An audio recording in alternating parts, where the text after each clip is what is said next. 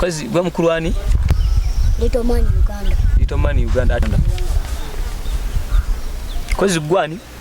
MC Muswa owa dance. Owa dance. MC Muswa sokodeke bali LITO man gogo sokawo. Mutuwemo omu.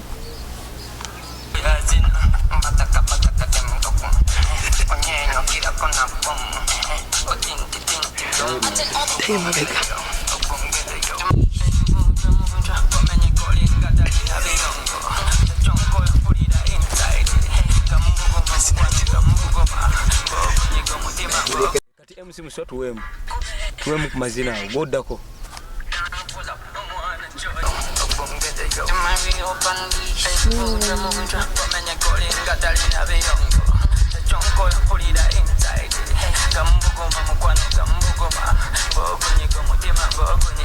Basebo ne banyabo nze jaji wa lero wa mazina gano agagenda maaso amanya bampita mpaka isima nze nsaze zine mpaka za mazina gano era ngenda kulangirira omuwanguzi ndalangirira omuwanguzi wa mazina gano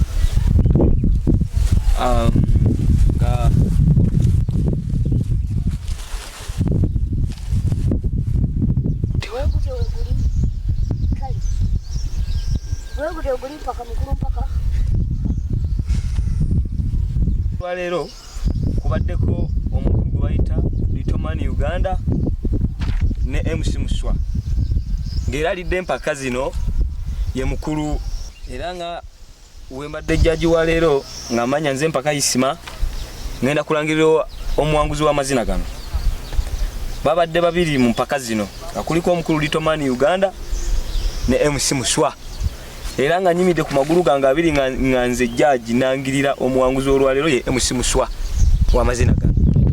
Tekisoboka. Nze ngambye jjaji Judge MC Muswa afunye obubonero emitwalo 2. Nkute wali olabyeko ku Butidda y'amasanyalaze. Mukama wange totta. Totta. Wakati wewe bikibe bakode. Nkulabya nga bakuwa ebintu. Ntekako switch nkute. Totekako switch mukama wange. Totekako switch. Kurutu wali leka ku kurutu. Wali omulabyeko. Nedda mukama wange. Njakuta nkute. Nedda transit. Wakati wewe nkwagala ebimufu. Bijeyo. Eno Butidda y'amasanyalaze wali ogirabyeko. Mukama wange. Eno ndikukuba n'enkutirawo. Mukama wange kakano. Wakati wewe. Kunkumula. Ajajaji. Mukama wange Just yaka chapati.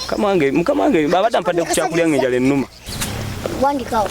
Wandika ani asinze. Mukama wange gwe wangudde LITO man. Nza wangudde LITO man. Kati sayini ngao. Mukama wange gwe wangudde. LITO man Uganda. Sayini ngao. Kwa twa sayini nze emitwalo 2. Abiri. Gisayini ngao. Maze. Sagala jimpinga abantu bandaba.